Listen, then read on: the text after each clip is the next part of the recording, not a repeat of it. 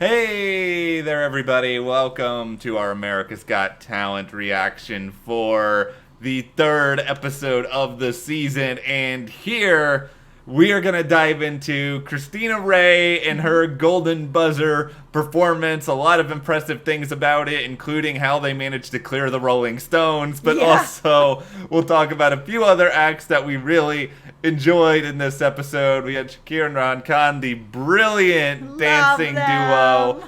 The Demented Brothers, I don't know what it was, but we're talking about it. Emerald Wolf. And a shirt-ripping guy, because that's everyone's real favorite act of the night. Listen, there was some talent on this particular episode, but the other two episodes were so stacked that we ended up with shirt-ripping guy on this one. I don't know how we got here. I feel like I've got a couple thoughts I'm going to lead into here. But before we dive in, though, if you guys do like this video, give us a like, subscribe, and hit that notification bell so you don't miss any other updates. Can I go ahead and say that if this is all it takes to get world records, can we create something, like, I don't know. I feel like we can make stuff up and be the world record holder for it now. It's that simple. I agree. So tonight we are going to break the record of eating the most cupcakes you can How is that not a record already? Well, we will break it because apparently you don't actually need anybody there from the world records to actually tell you that it's a world record. Yeah, don't you need the person with like the weird suit and like the tie? Like I've seen them on Britain's Got Talent. What did AGT the sheep out and we're like, we can't verify this. Yeah, so that record's gonna happen tonight here at the Carter household, and you can just take our word for it. Yeah, because that's all that matters, really. Apparently, okay. Well, let's get into the actual talent in this episode. Cristina Rae closes. She gets to perform two different songs. I don't think either one of these songs were what I was expecting from her going in, because usually it's obvious who the Golden Buzzer person's gonna be. The end of the show, Heidi hasn't pressed it yet. I was thinking with her sort of emotional backstory, okay, here we go, powerful performance, slow ballad, and then she does In the Air Tonight, and then she does Give Me Shelter. Yeah, two very popular, very powerful, very big songs. And when I heard her doing Give Me Shelter and changing the arrangement a little bit too, I was really shocked that she was able to clear this song and do a little bit of changement of the arrangement. That was cool. Is it possible that AGT could not afford the world record guy because they were paying the Rolling Stones for this song? It's possible. It was. She is a really, really strong singer. I know a lot of. There's no question. I know people don't like it when Simon interrupts or makes them sing another song sometimes, but I do think he got the best out of her the second time around, because I think it probably raised the stakes in her head of, okay, this is really do or die at this point. I'm going to really give this my all. And I mean, she tore that song up, and that is not an easy song to sing. That is a really difficult song to sing, and I liked her first performance, but I was glad that he had her sing the second song, because this was so much better. It showed so much more range in her voice that we could actually see everything that she can do, because that song, you have to be able to do absolutely everything, and she did. I think Cristina, she's got a very good chance of going very far this season, but let's just add her now to the list of really great singers this season, including Daneliya, who we already talked about on the channel today, and then also Archie Williams, Roberta, Golden Buzzer from last week. We're not going to have a finale of just singers, so somebody's going to have to give here eventually. I would like to hope that we're not going to have a finale of singers, but there are some really incredible voices this year that if we have a finale filled with singers, I don't think anybody watching is going to be surprised. That being said, though, there are some other acts that really deserve people's attention. Yeah, and with that, my favorite act of the night is Shakir Rihan Khan. We didn't talk about this in advance, but I'll admit, I legitimately got emotional when I was watching them perform. It's the most emotional I have been watching a dance act since I think probably when Kenichi did like a slow number on his season. It was the joy that the two of them had. It was the relationship. It was the story. It was sort of like he, was showing, the younger version of himself, which is what it was almost presented as, like the world. And I was surprised at the storytelling and how much it really got to me, but it did. The storytelling in this performance was magic. It was perfect. I loved it.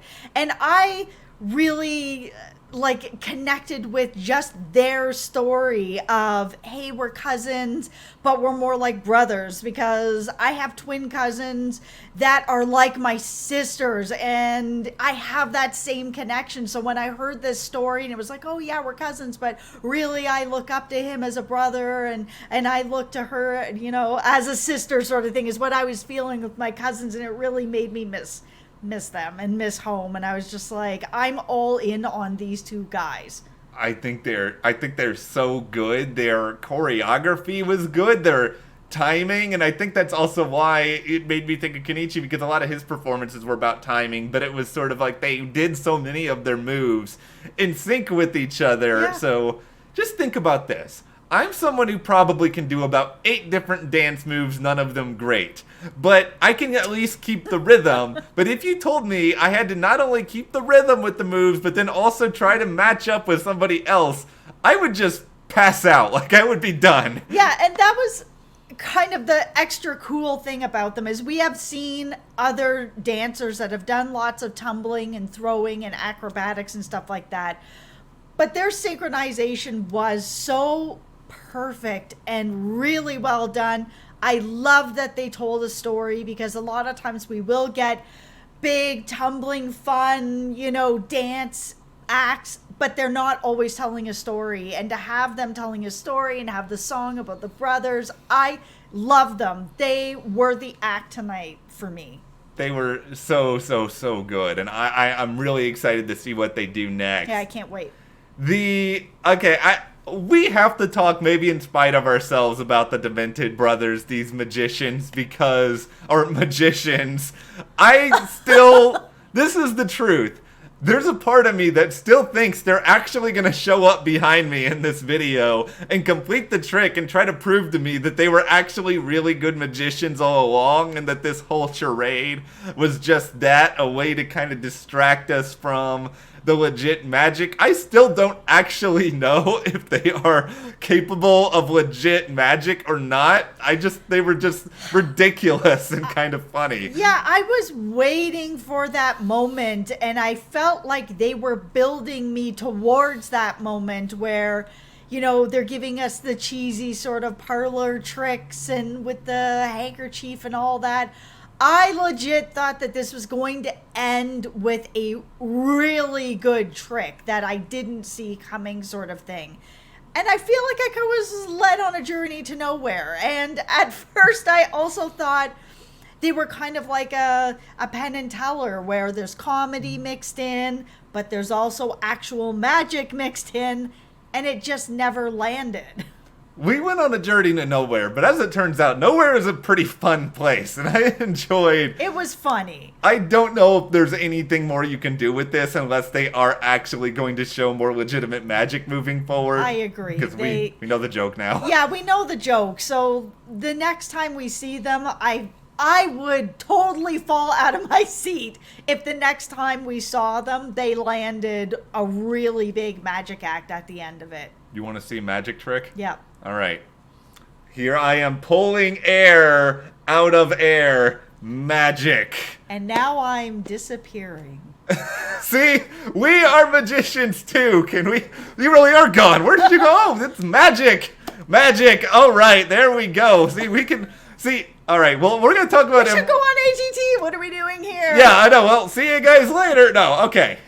Emerald Wolf will close with her, because she actually has something that neither one of us can do, which is like crawl into weird shapes and I don't know. Yeah, and we've seen Contortius on the show. We have Frenchie Baby on the show. The thing that I really liked about her the best was that she made her whole act age appropriate. I loved that she brought out this sort of like desk with the mirror with the pictures on it, which I think a lot of us young women when we were that age, same thing. I had pictures of all my friends around my mirror. I loved that she told a story with what she was doing, because a lot of times we'll see contortionists who will do really amazing stuff, cool stuff, cool music, but there isn't always a story that goes with it. And for her, being as young as she is, to be able to put that kind of story to what she was doing,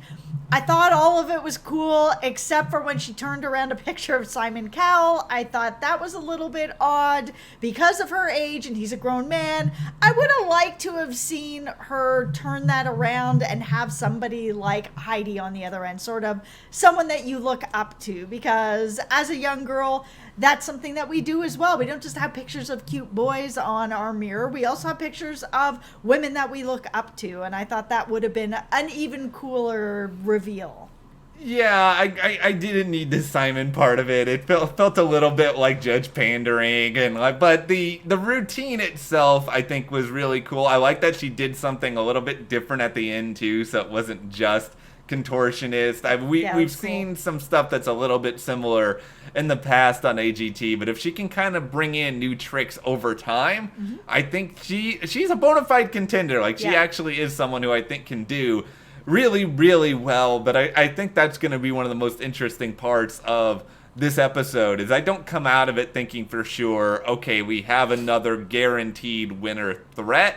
But we have a lot of people I think could go really far and maybe become winner threats if they sort of up their game week after week. Yeah, I agree. This is one of those episodes where, I mean, we've had other episodes where we've come out and we're like, oh man, that person, they could win. And that didn't really happen. It didn't land quite like that for me. But I see a lot of potential with the people that were on here, some of the people that were on here. And I like AGT when the act is growing with me and I'm watching the act get better and better and better and better. And those are the acts that I get the most excited about. It's always cool to see people come out and they just kill it the first time and it's the highest bar ever, but then where do you go from there? So I see some people tonight that I think could grow into the winner.